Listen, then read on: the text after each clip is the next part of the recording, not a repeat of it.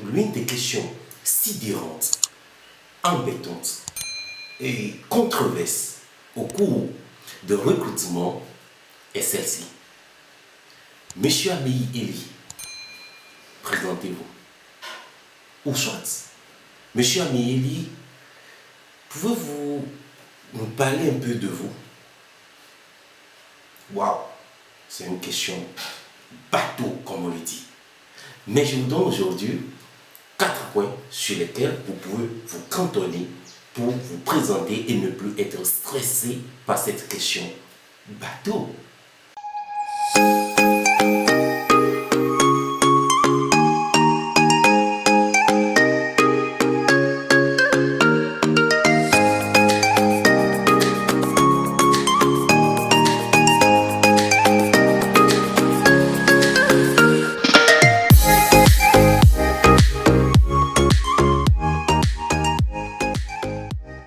Alors, c'est la première fois que vous me voyez sur cette chaîne Eliam Arthur, sachez que je m'appelle Eli Améi.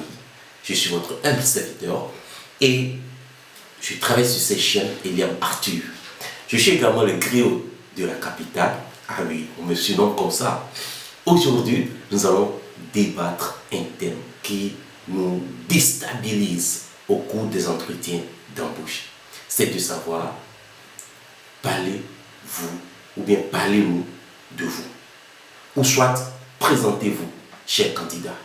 C'est compliqué. Dès que vous attendez ça, vous avez vos idées qui partent de tous les côtés. Non, aujourd'hui, nous allons canaliser tout sur 4 points. Ces 4 points, lorsque vous les maîtrisez, ça va vraiment vous aider à répondre à cette question sans pas trop controverser, sans trop vous entremêler et ne pas vous retrouver. Le tout premier point que nous proposons, c'est le point d'accroche. Oui, le point d'accroche. Le point d'accroche, c'est ça qui va maintenir les décideurs à du suivre. Le point d'accroche, c'est dans ça que tu vas parler de ta personne en intervalle de quelques secondes seulement. Vous allez parler de votre CV tel que présenté, ne rien ajouter, ne rien retrancher dedans. Surtout, la première partie qui parle de vous, votre personne. Je donne juste un exemple. Supposons, moi je reste dans le marketing et la communication, vous savez très bien. Donc du coup, je prends ce cas-là, c'est moi Eli. Et on me pose cette question, je réponds calmement. Merci monsieur le directeur, je m'appelle Eli Améi. Ça dépend, je peux dire, je m'appelle Améi Eli, d'accord? J'ai 30 ans, je suis délégué médical. Je donne le nom de l'agence. Je suis à ce poste, ça fait pratiquement près de 8 ans, ou bien près de 10 ans que je suis à ce poste-là. Ou soit, je peux dire également, je m'appelle Eli Améi, je suis délégué médical, je suis un passionné de la communication et de la vente. Je suis à ce poste, ça fait près de 12 ans dans cette agence-là. Point. La première partie est déjà passée. Au calme, sans trop compliquer les choses. Non, parce que on a dit 4 points. Voilà le premier point, c'est le point d'accroche. Deuxième point, c'est la motivation. La motivation à ce poste. Raison pour laquelle nous devons connaître, premièrement, l'annonce à la candidature à ce poste-là. Oui, si on t'appelle, même si c'est une connaissance qui te dit, mais on est en train de recruter quelque part, demande forcément quelle est l'annonce. Parce que c'est grâce à ça que vous allez faire votre deuxième point. Exemple, on cherche un délégué médical. Donc du coup, c'est là où tu vas valoriser le fait que tu es délégué médical. On cherche un FLM. C'est là où tu vas parler du fait que tu es FLM ou bien tu as les potentialités d'être FLM. On cherche un directeur zone. C'est là où tu vas utiliser le terme directeur zone parce que j'ai été cela ici ou bien là, ou bien j'ai les compétences d'être un directeur zone. Donc c'est là, sans pour autant ne connaître sans pas l'annonce ou bien la demande, c'est compliqué. Il faut connaître également l'entreprise qui recrute. C'est là où tu dois faire des études sur l'entreprise là. Savoir que l'entreprise là Voilà, c'est motivation, le pourquoi ils cherchent un délégué. Des fois, vous allez voir au cours de l'annonce, c'est écrit pour renforcer leur équipe. Ah, là tu sais que c'est pour renforcer l'équipe, c'est pour cela qu'on a besoin d'un délégué. Tu vas l'utiliser. Si c'est pour augmenter leur chiffre d'affaires, c'est pour élargir leur cahier de charge, c'est pour élargir également leur fiche contact, c'est là où tu vas l'utiliser. Sans connaître l'annonce, c'est très compliqué, voire difficile de s'en sortir sur ce deuxième point. Et également, ceci pourrait t'aider à connaître les points forts et les points faibles de l'agence ou bien du laboratoire. Raison pour laquelle tu dois connaître vraiment l'annonce. Parce que si tu as fait des études, tu dois vraiment te documenter, connaître le produit, également connaître le challenge sur le terrain. C'est là où tu vas remonter cette challenge-là dans ce deuxième point au cours de ta motivation. Je donne toujours un exemple. En ce sens, je dis, voilà, je poursuis à ce poste de délégué médical parce qu'aujourd'hui, nous pouvons nous rendre compte effectivement que nous avons la concurrence qui est accrue sur le terrain. Surtout si nous prenons les anti-anémiques, parce que je me suis documenté, je sais que c'est un labo qui fait les anti-anémiques. Vous voyez? Parce que je me suis documenté, je sais que c'est un anti-anémique, c'est là où ils cherchent un délégué. Et franchement, je dis voilà, surtout dans le cadre des anti-anémiques aujourd'hui, on sait que ça pullule sur le marché, mais la composition, la constitution du produit cause un souci. Et surtout, la communication pour convaincre ce prescripteur à changer de main cause vraiment un souci. C'est là où ma compétence s'installe.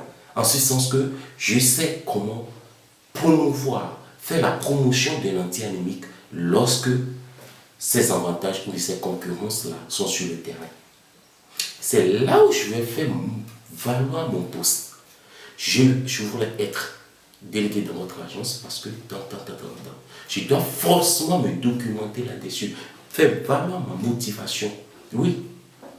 Donc, il faut connaître ces challenges. Si par exemple c'est pour atteindre l'objectif, je reprends tout jusqu'à ce point 2, d'accord? Je m'appelle Eli Ameyi, je suis délégué médical dans l'agence TAN depuis plus de 8 ans et c'est un plaisir pour moi de travailler dans votre agence. J'aimerais bien être délégué médical de votre agence parce que aujourd'hui nous pouvons nous rendre compte que la promotion des anti-anémiques devient de plus en plus coriace sur le terrain et c'est très rude. En ce sens, il faut vraiment un délégué compétent qui peut toutefois communiquer, vendre les avantages de cet anti-anémique et pour changer des mains aux prescripteurs, les aidant également à donner le bénéfice, ce qu'il faut à leurs patients et aussi à l'agence d'atteindre les objectifs annuels comme prévu. En ce sens, je vais atteindre maintenant mon troisième point. Tu veux connaître le troisième point? Alors, bienvenue. Troisième point, mais d'ores et déjà, j'aimerais quand même te rappeler de t'abonner à ma chaîne Eliam Arthur en me laissant des commentaires et aussi une pouce bleu. Si tel est le cas, on y va. Troisième point. Troisième point, c'est de parler de tes compétences clés et sûres. Tes compétences clés et sûres. C'est-à-dire, c'est ici même que tu vas te vendre et te vendre cher par rapport à tes compétences, ce que tu as, ce que tu connais. Donc, en réalité, si tu ne le connais pas, faut pas mentir. Parce que lorsqu'on va te recruter, c'est sur la base de là, on va te recruter également. On sait que tu sais faire tant. Et si tu ne le fais pas, c'est grave. Donc, comment se faire vendre cher? Il faut se vendre cher sur 3 points. Le premier point, c'est sur le plan technique. Oui, sur le plan technique, il faut se vendre. Comment se vendre sur le plan technique? Se vendre sur le plan technique, c'est de dire comment tu maîtrises les techniques commerciales. D'accord? Et des techniques de prospection commerciale. D'accord? Les techniques de vente, tu dois les connaître. Si tu ne maîtrises pas les techniques de vente, il y a une vidéo qui va sortir. Je vais le mettre en lien plus haut. Si par après tu le vois, parce que je suis en train de préparer également les techniques de vente que je vais faire sur toujours ma chaîne. Donc, abonne-toi.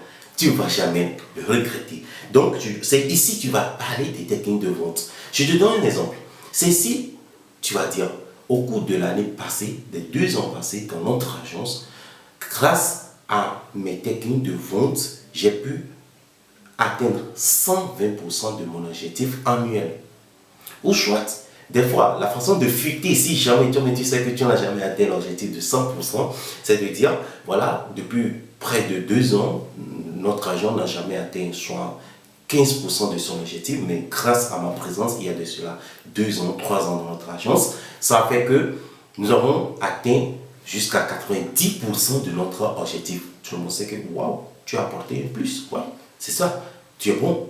Donc, maintenant, c'est de voir pourquoi on n'atteint pas les 100% et ça résume de beaucoup de facteurs que peut-être à la longue, on peut voir des noms.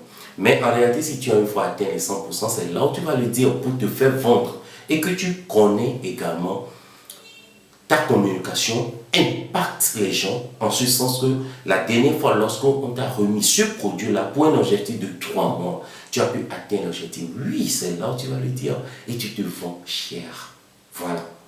Le deuxième point, il s'agit de vendre sur le plan comportemental. Oui, personne n'aimerait travailler avec quelqu'un qu'on ne peut pas lui dire tu as mal fait, ou soit tu as bien fait, ou soit il faut t'améliorer sur ce point. Non, personne ne va aimer travailler. Donc là où tu vas te vendre que oui, tu es social, que tu aimes travailler en équipe, mais ton comportement t'a aidé à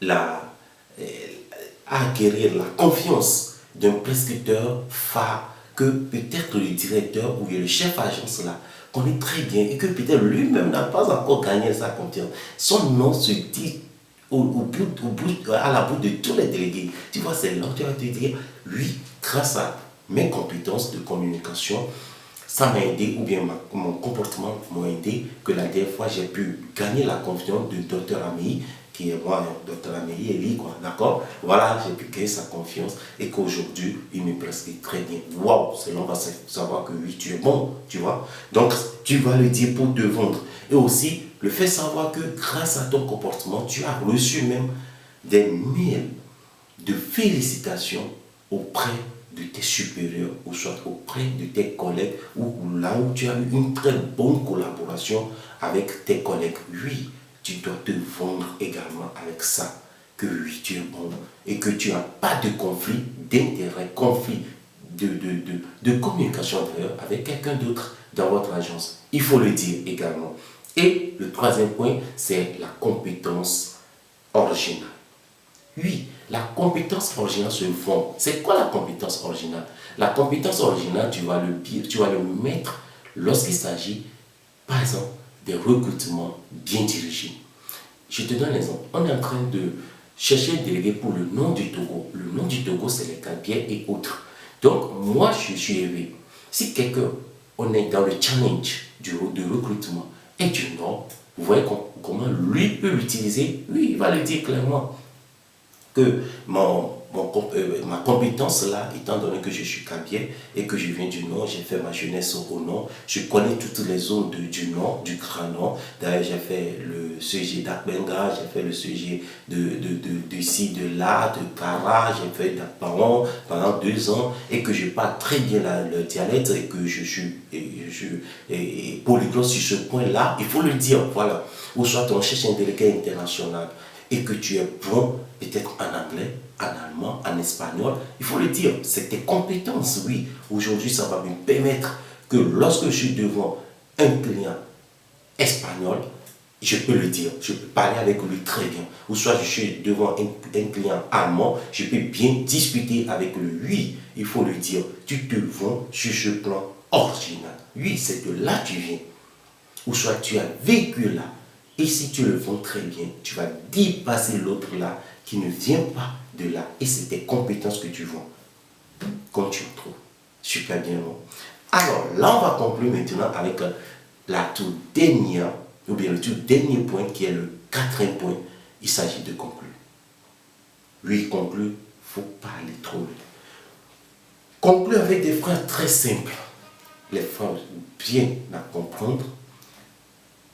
Des phrases qui ouvrent aussi le champ aux recruteurs de te poser d'autres questions. Je donne juste un exemple. Tu peux dire clairement que ça serait un plaisir très réel pour toi de travailler dans leur agence et d'apporter ta compétence pour que l'agence puisse atteindre ses objectifs prochains ou soit pour que l'agence puisse grandir ou bien ouvrir encore sa fiche clientèle sur beaucoup de plans et que ça serait avec une fierté que tu vas mouiller le maillot ou bien tu vas te donner à plein fond pour que ces objectifs puissent atteindre. Donc tu restes toujours en attente et que tu serais toujours le bienvenu si jamais on t'accueillait dans cette agence-là. Oui, il faut le dire pour qu'ils sachent que tu aimerais bien travailler avec eux. Alors, si aujourd'hui on te pose la question, Monsieur Ami, faut plaire un peu. Monsieur Ami, parlez-nous de vous. Ou soit, présentez-vous. J'espère que vous avez bien agréé. Voilà les 4 points que vous pouvez toutefois utiliser pour s'en sortir de cette question entre griffes bateau, mais que tu vas t'en sortir, ça c'est déjà grâce à ces émissions que tu suis très bien sur ma chaîne. Et bien Arthur, le rendez-vous se prend, on se est pris. La semaine prochaine, on se retrouve à la même heure, à la même fréquence. Ça c'est déjà. Laisse-moi des commentaires et on se retrouve pour une prochaine fois.